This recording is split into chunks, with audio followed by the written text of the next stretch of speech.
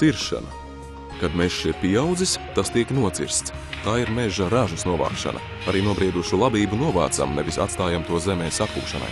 Koku ciršana notiek kontrolēti, jo meža saimniecība tiek rūpīgi plānota.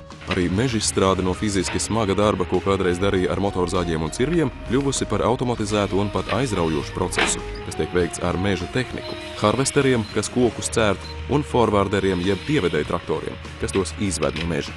Modernās meža tehnikas pielietošana nevien atvieglo koku ciršanu, bet pateicoties programmatūrai ļauj daudz efektīvāk un precīzāk izmantot koksni. Mūsdienās koku gāzēja jeb harvestera operatora darbs vairāk atgādina kādu datorspēli, tomēr šajā darbā ir liela atbildība un arī atbilstoši augsts atalgojums. Pārstrāde.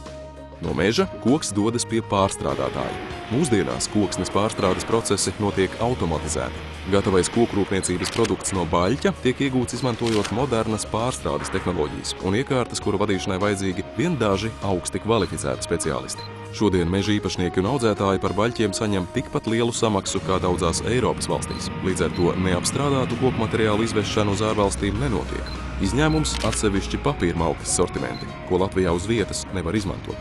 Iegūt augsti apmaksātu darbu ražošanā un veidot savu profesionālo karjeru koksnes mehāniskās apstrādes uzņēmumos no ražošanas meistara līdz vadītāja līmenim ir iespēja ikvienam.